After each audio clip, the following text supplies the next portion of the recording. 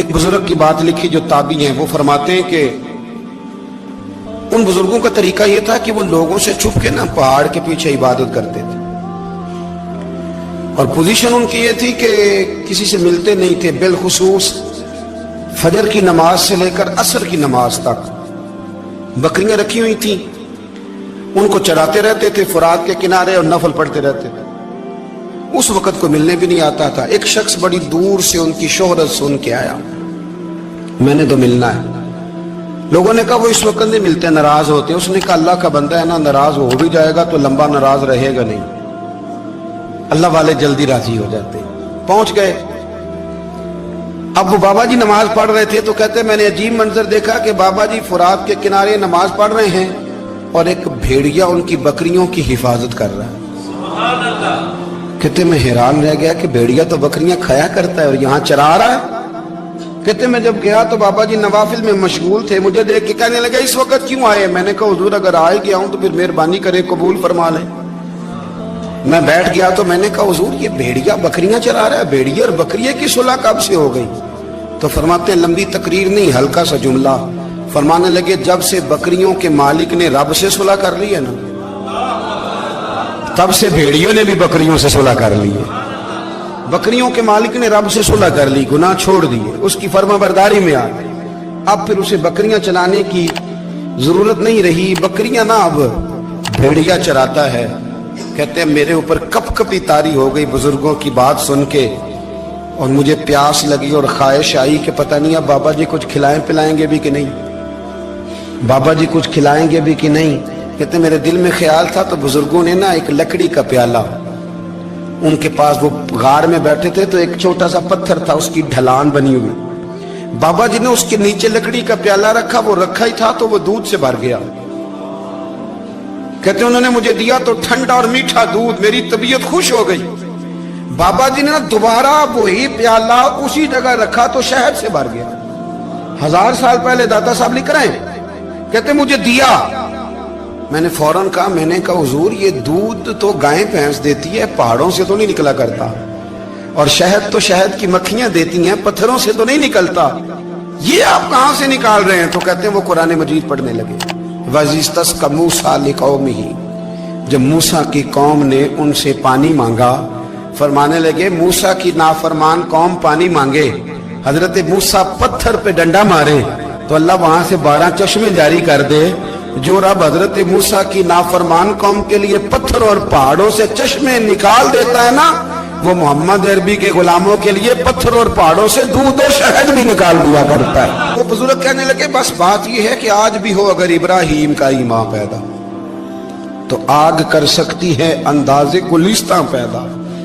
کہنے لگا حضور پھر میرے لیے بھی دعا کریں۔ آپ فرمانے لگے پھر دعا نہ کرا تو مدینے والے کی غلامی شروع کر، تو نبی کریم کی غلامی شروع کر، تو رسول پاک کی غلامی شروع کر۔ ایک بات علم، پھر فرمایا اللہ رسول سے محبت، پھر فرمایا حضور کی غلامی۔ اس سے سارے مکاشفات کھلیں گے، اس سے سارے مشاہدات کھلیں گے، اسی سے کرامتیں ملیں گی، اسی سے مقبولیت ہوگی، اسی سے اللہ نبی کی بارگاہ میں درجہ ملے گا۔ پھر داتا صاحب آگے بڑھتے اور داتا صاحب فرماتے صوفیاء کی ایک جماعت ہے جو کہتی ہے ہم نے تو کبھی اپنی زبان پر دکھ بیان ہی نہیں کیے، ہر شے اپنے رب رسول کے حوالے کر دی، ہر شے اللہ رسول کے۔ اور داتا صاحب کہتے ہیں کچھ ایسے بھی ہیں جو دعا بھی نہیں مانگتے، لوگوں کے لیے مانگتے ہیں، اپنے لیے نہیں مانگتے۔ آپ دعا کیوں نہیں مانگتے؟ تو کہتے ہیں اللہ کو تو پتہ ہی ہے ہمیں کیا چاہیے، اسے تو پتہ ہی ہے۔ ایک بزرگ کی بات لکھی ہے داتا صاحب نے، میری جماعت میں نا مزاج ہے کرامتوں کا، مجھے وہ ساری باتیں بھی آتی ہیں کہ ایک بندہ کراچی سے آیا، داتا صاحب حاضری دی تو اس کی لاٹری نکل آئی، یہ بھی مجھے آتی ہے، لکھی پڑھی ہے میں نے، کتابوں میں ہے یہ بھی۔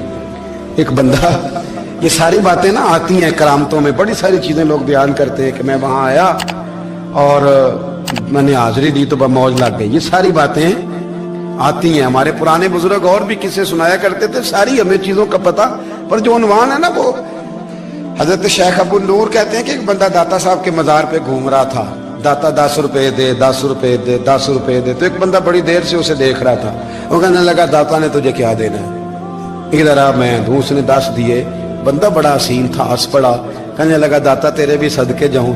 दिन आने लगा तो मुनकर से ही दिलवा दिए, जो नहीं मानता उसी से दिलवा दिए। वो बड़ा परेशान हुआ, मैं और चक्कर में था इसलिए मेरे ऊपर जड़ दिए बात। कहने लगा दाता तेरे सदके जाऊं। तो ये सारी बातें किताबों में मौजूद हैं, लोगों ने अपने अपने मुशाहिदात जो जिसके साथ पेश आया उसने बयान किए हैं। बहुत सारी बातें काबिले बयान हैं, पर जो उन्वान है मैं उस पर रहना चाहता हूँ। दाता साहब रहमतुल्लाह अलैह फरमाते हैं हमारी तालीमात हैं कि अपने दुख दर्द दुनियादारों से बयान नहीं करने, सवाल का दरवाजा लोगों के सामने खोलना। अल्लाह वालों से कहेंगे कभी कहना होगा तो दुनियादारों से कहना। कहते हैं शेख अहमद नाम के बुजुर्ग थे, सारी जिंदगी किसी को काम नहीं बताया, सारी जिंदगी बड़ी मुश्किलात आई, पर कभी अपनी जात पर सवाल का दरवाजा नहीं खोला। एक ऐसी मुश्किल आई कि जो हल ही नहीं होती थी। किसी ने उन पर कोई इल्जाम लगा दिया। अबू मुस्लिम नाम का एक बादशाह था, उसकी हुकूमत थी, उसने पकड़ के कैद में डाल दिया। अब कैद में है, जुर्म लग गया है, फर्दे जुर्म आयद हो गई है, जेल में है। लोग कहने लगे हजरत जी अपनी सफाई में कुछ कहें, और मानने लगे सारी जिंदगी बंदों से कुछ नहीं कहा। अल्लाह रसूल को पता है मैं बेगुनाह हूं, मुझे कहने की जरूरत नहीं। दाता गानी बख्श अली हजवेरी ने लिखा है, दाता साहब कहते हैं तू यकीन कामिल तो पैदा कर, तू ईमान तो पुख्ता कर। दाता साहब कहते हैं वो अबू मुस्लिम जो बादशाह था वो नेक आदमी था, उसे रात को ख्वाब में नबी करीम की ज़ियारत नसीब हुई, और हुजूर सैयद आलम सल्लल्लाहु अलैहि वसल्लम फरमाने लगे तूने अल्लाह का एक नेक बंदा जेल में डाल दिया, डर नहीं आता, वो तो बेगुनाह है। बादशाह आधी रात को खुद उठा।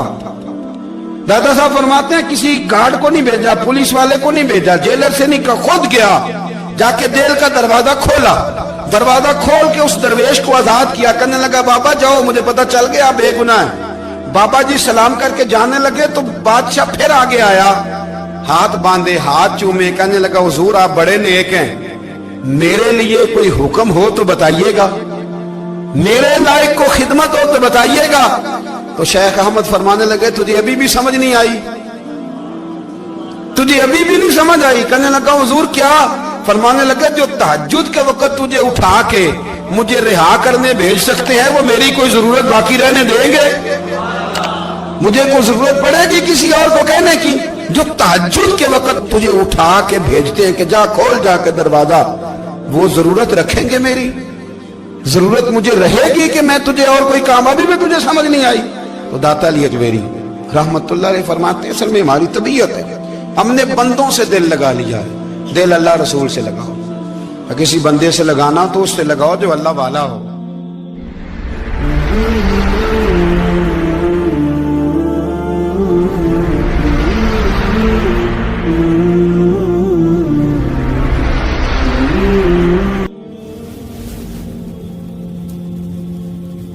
ये वाला रंग तेरे अंदर कोई नहीं।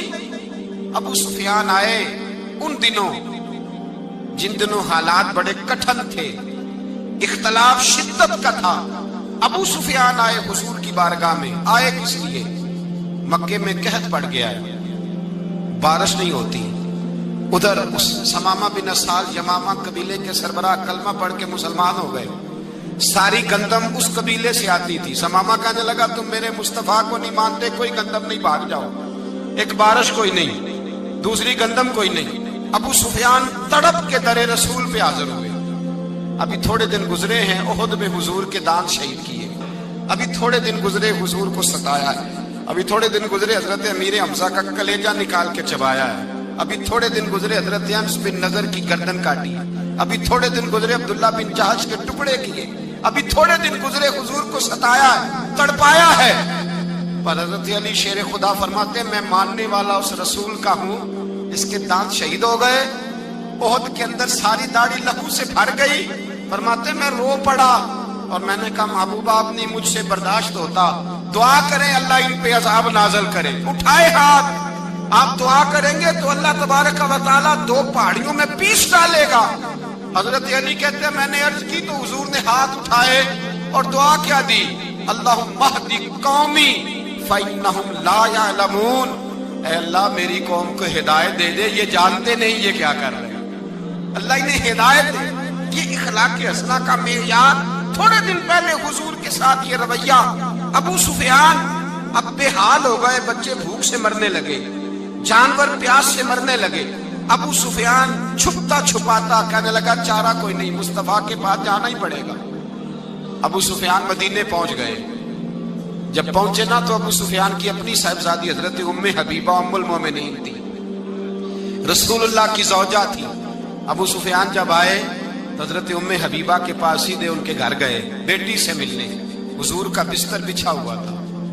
حضرت ام حبیبہ حضور کی زوجہ ام المومنین بستر بچھا ہے. ابو سفیان بیٹھنے لگے, جناب ام حبیبہ کہنے لگی ابا جی ٹھہر جائیں.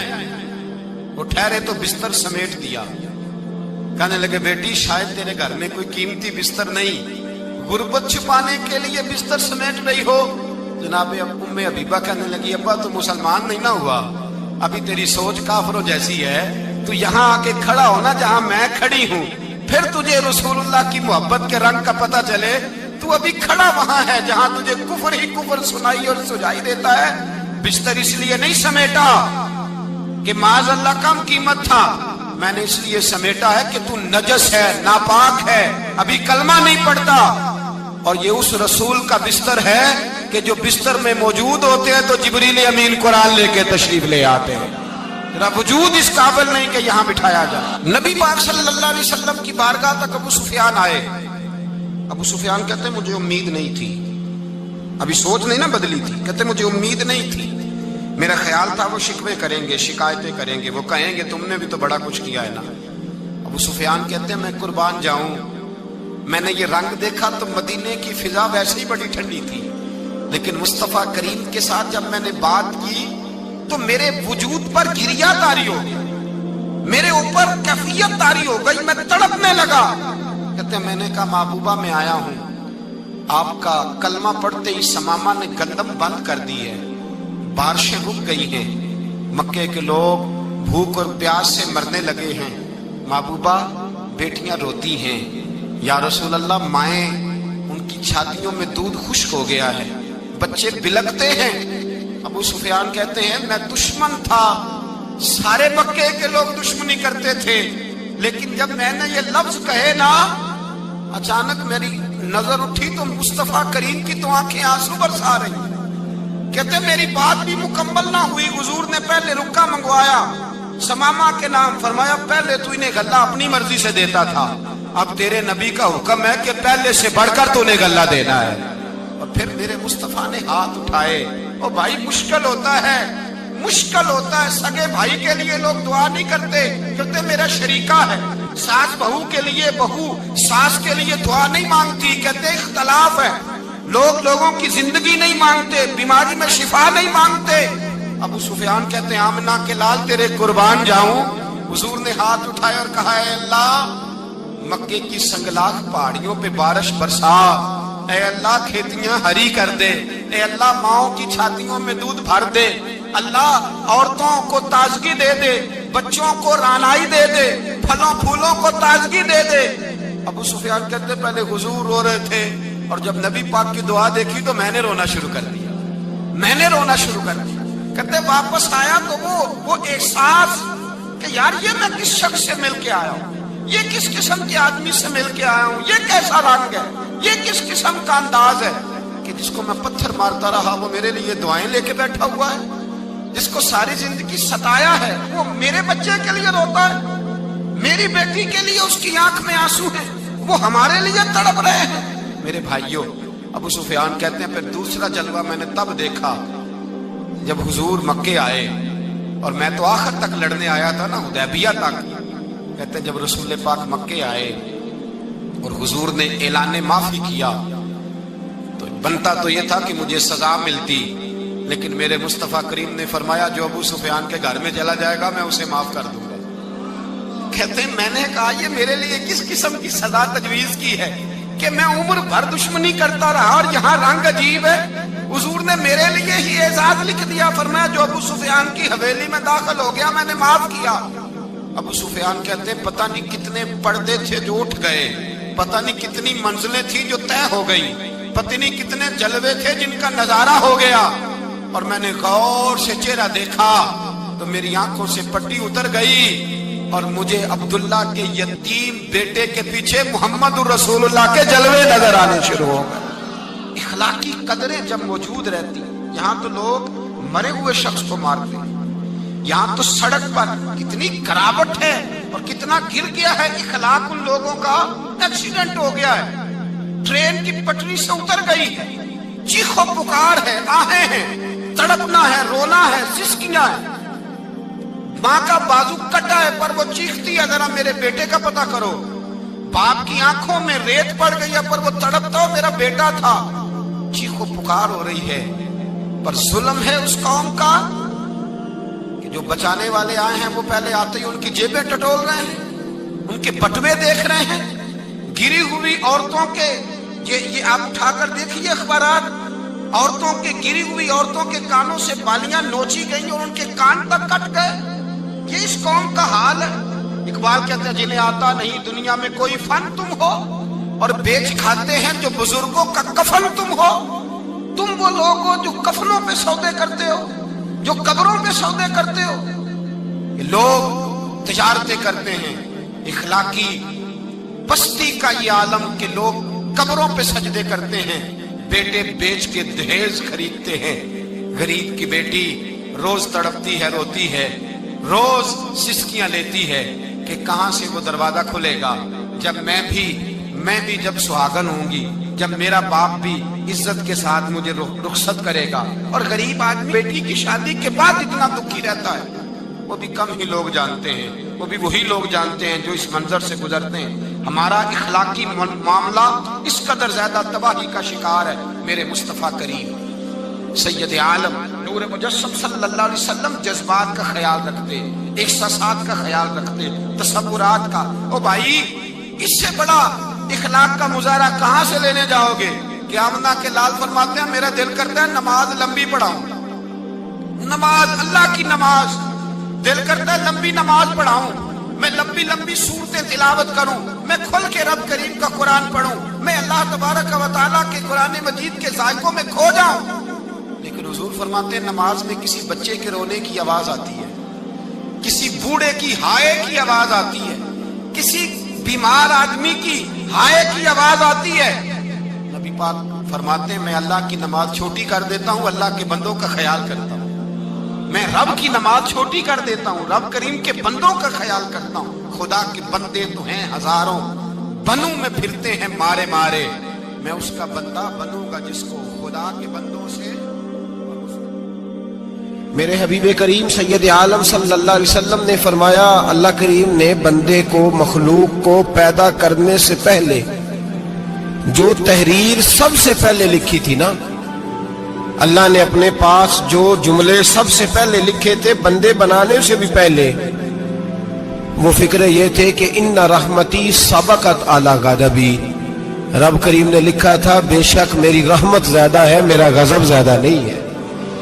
اس نے لکھا تھا کہ میری رحمت ہمیشہ میرے غضب پر غالب رہے گی۔